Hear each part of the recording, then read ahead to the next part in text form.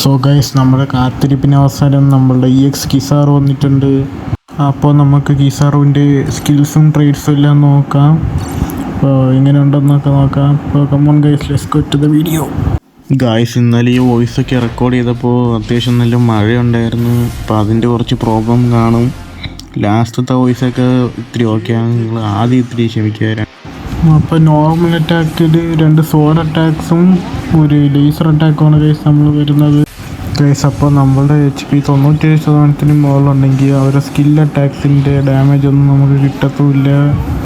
പിന്നെയെന്ന് പറയുമ്പോൾ നമ്മൾ പെർഫെക്റ്റ് ഡോ ചെയ്യുമ്പോൾ അവർക്ക് ഒരു അറ്റാക്കും കിട്ടും.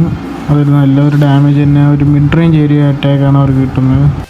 പിന്നെ നമ്മൾ റെഡ്, ബ്ലൂ, ഗ്രീൻ ഇതിലുള്ള ഏതെങ്കിലും എലിമെൻ്റുള്ള എനിമീനെയാണ് അറ്റാക്ക് ചെയ്യുന്നതെങ്കിൽ നമുക്ക് അതിൻ്റെ സ്ട്രോങ്ങർ എലിമെൻറ്റിലോട്ട് നമ്മളെ എലിമെൻറ്റ് കൺവേർട്ട് ആവുന്നതായിരിക്കും.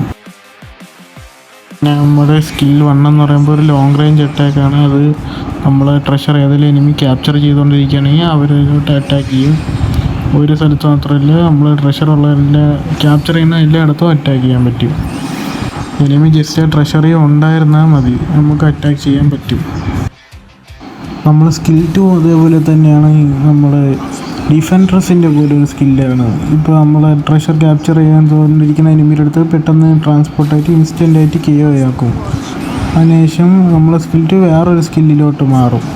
സ്പീഡ് സ്വൈറ്റ് എന്ന് പറയുന്നത് അത് നമ്മൾ ഡാഷ് ചെയ്യാൻ ഉപയോഗിക്കുന്ന ഒരു സ്കില്ലാണ്. മൊത്തത്തിൽ പറഞ്ഞാൽ സ്കിൽ 1ഉം 2ഉം കൊള്ളാം. കിസാറുവിൻ്റെ ഗെയിം പ്ലേ വീഡിയോ അല്ലാണ്ട് അവരുടെ ലൈവിൽ തന്നെ കിടപ്പുണ്ട്. പിന്നെ എനിക്ക് അത് റിയാക്ട് ചെയ്യാൻ സമയമില്ലാത്തതുകൊണ്ടാണ് പെട്ടെന്ന് ഇത് വെച്ചങ്ങ് ചെയ്തത്. ഇതിലും അത്യാവശ്യം സ്കിൽസും എല്ലാം കാണിക്കുന്നുണ്ട്. എല്ലാം മനസ്സിലാവുന്ന രീതി തന്നെ ഇവരും കാണിക്കുന്നത്. പിന്നെ നമുക്ക് ട്രേഡ്സും കൂടെ നോക്കാം. ഇനി അതുകൂടെ നോക്കിയിട്ട് നമുക്ക് വീഡിയോ വൈൻഡ് അപ്പ് ചെയ്യാം. ഗൈസ്, അപ്പോൾ ഫസ്റ്റ് സ്കില്ലിൻ്റെ ഉപയോഗം എന്ന് വെച്ചാൽ അത് നമ്മൾ എനിമി അഥവാ ആദ്യം പറഞ്ഞ പോലെ മറ്റേ ട്രഷർ ഏരിയ എനിമി ഉണ്ടെങ്കിൽ എനിമി അടിക്കും. എനിമി ഇല്ലാത്ത പക്ഷം ലോങ്ങിയുള്ള എനിമിയെ തനിയെ പോയി അടിക്കുന്നതാണ്. അല്ലാതെ എന്ന് വെച്ചാൽ ഇത് ഡിഫെൻസ് ഇഗ്നോർ ചെയ്യും, ഒബ്സ്റ്റക്കിൾസ് ഇഗ്നോർ ചെയ്യും, കൂൾ ഡൗൺ കുറയ്ക്കും. അതൊക്കെയാണ് ഇതിൻ്റെ മെയിൻ ഗുണങ്ങൾ സ്കിൽ 1ൻ്റെ. സ്കിൽ 2 അതേപോലെ തന്നെ ഗൈസ്, എനിമി നമ്മൾ ട്രഷർ ഗോജി പ്രസൻ്റ് ആണെങ്കിൽ അങ്ങോട്ട് അടിക്കും. ഇല്ലാത്ത പക്ഷം ഒരു മൾട്ടിപ്പിൾ അറ്റാക്ക് വരുന്ന ഒരു മിഡ് റേഞ്ച് അറ്റാക്ക് പല സ്ഥലത്തായിട്ട് അടിക്കുമെന്നാണ് ഇത് കൊടുത്തേക്കണത്. പിന്നെ എലമെൻറ്റ് മാറും, ലൈറ്റോ ഡാർക്കോ അല്ലെങ്കിൽ സ്ട്രോങ്സ്റ്റ് എലമെൻ്റ് ആവും. അത്രമാത്രമേ സ്കിൽ 2 കൊടുത്തിട്ടുള്ളൂ. പിന്നെ ഇത് യൂസ് ചെയ്യുമ്പോൾ ഈ സ്കിൽ 2 ചേഞ്ച് ആവും, വേറെ സ്കില്ല് വരും. ഈ സെക്കൻഡ് സ്കില്ലിന് ശേഷം കോംബോ സ്കില്ല് നമുക്ക് ഇൻഫിനിറ്റി ആയിട്ട് ഉപയോഗിക്കാക്കും. എത്രയാണോ ഉപയോഗിക്കാക്കും കുറച്ച് സമയത്തേക്ക്. അതുപോലെ ഇതൊരു ലോങ് റേഞ്ച് അറ്റാക്കാണ്, ഒരു ഡാഷ് പോലത്തെ ഒരു അറ്റാക്കാണ്. പിന്നെ ഇത് ഉപയോഗിക്കുമ്പോൾ സ്റ്റാഗറൊക്കെ കുറച്ച് നേരത്തേക്ക് നള്ളിഫൈ ചെയ്യും. പിന്നെ EX അറ്റാക്ക് ബൂസ്റ്റാണ് കൊടുത്തേക്കണത് ഇതിൽ സ്പെഷ്യലായിട്ട്. ഇത് മൊത്തത്തിൽ ഇത് ഗാർക്ക് കൗണ്ടറാണ് കിസാറ്, നല്ല രീതിയിൽ ഗാർക്ക് കൗണ്ടറാണ്. പിന്നെ ക്യാരക്ടർ ട്രീറ്റിലോട്ട് വരുമ്പോൾ സ്റ്റണ്ണും പിന്നെ മറ്റേ ഫ്ലെയിമും ഐസ് ബോളൊക്കെ 80% കുറയ്ക്കും, ടൈം കുറയ്ക്കും എഫക്റ്റിൻ്റെ. അപ്പോൾ തന്നെ വീഴും, അപ്പോൾ തന്നെ മാറും. പിന്നെ സ്പീഡ് ഇൻക്രീസ് ആവും, കറണ്ട് പാരാമീറ്റേഴ്സൊക്കെ റിമൂവ് ചെയ്യും. പിന്നെ പെർഫെക്റ്റ് ഡോജ് ചെയ്യുമ്പോൾ സ്കിൽ 2ൻ്റെ കൂടെ 30% കുറയും ചെയ്യും. എനിമിക്കൊരു മിഡ് റേഞ്ച് അറ്റാക്കും കിട്ടും. അതൊരു ഫിക്സഡ് ഡാമേജേ കൊടുക്കൂ. എനിമിയുടെ ഫുൾ HP 30%.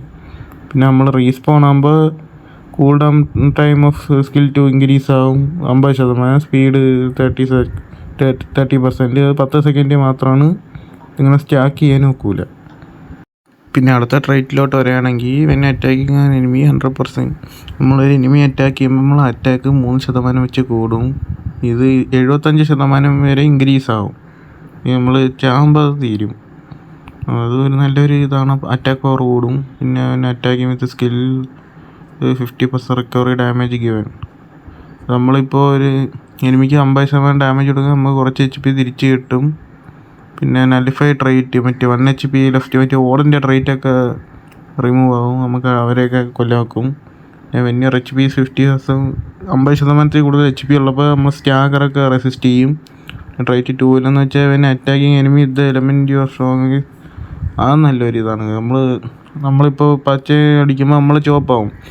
അങ്ങനത്തെ അവസരത്തിൽ നമ്മളെ ഡാമേജ് 30% കൂടും, ഡിഫെൻസ് 30% കൂടും 10 സെക്കൻഡ്. പിന്നെ recover 15% of HP one time when enough damage is taken an enemy to KO. നമ്മൾ KO ചെയ്യാൻ പറ്റിയ അത്രയും ഡാമേജ് കൊടുത്തിട്ടും ചത്തില്ലെങ്കിൽ 15% HP കിട്ടും. പിന്നെ അതുമല്ല, നമുക്ക് 50% കൂടുതൽ ഡാമേജ് കിട്ടിക്കഴിഞ്ഞാൽ കിട്ടുന്ന ഡാമേജിൻ്റെ 50% കുറയും. പിന്നെ റണ്ണേഴ്സിനെ അറ്റാക്ക് ചെയ്യുമ്പോൾ അവർക്കുള്ള ബഫ് എല്ലാം പോവും. പിന്നെ വെൻ സ്ട്രേറ്റ് ആയിട്ട് also nullifies effects apply to എനിമിക്ക് കിട്ടിയ എഫക്ട്സും ഇതെല്ലാം പോവുകയും ചെയ്യും.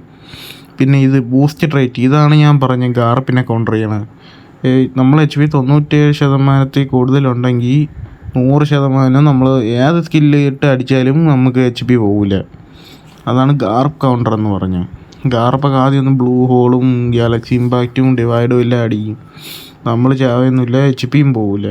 നമ്മൾ HP 97% മേളിലുണ്ടെങ്കിൽ നമ്മൾ ആദ്യം ഫിസ്റ്റ് ഇട്ട് അടിച്ചാലേ വല്ലതും ചെയ്യാൻ വെക്കൂ. അപ്പോൾ ഇന്നത്തെ വീഡിയോ ഇത്രയേ ഉള്ളൂ. എല്ലാവർക്കും എല്ലാം മനസ്സിലായെന്ന് വിചാരിക്കുന്നു. ഇഷ്ടപ്പെട്ടേ ലൈക്ക് ചെയ്യുക, ഷെയർ ചെയ്യുക, സബ്സ്ക്രൈബ് ചെയ്യുക. ഇന്ന് എന്തായാലും കിസാർ വരും, ഗ്യാരൻ്റിയാണ്. നമ്മൾ സ്പിന്നും ചെയ്യും, എടുക്കുകയും ചെയ്യും, വീഡിയോയും വരും. അപ്പോൾ ഗായ്സ് ഇത്രയേ ഉള്ളൂ. ബായ്.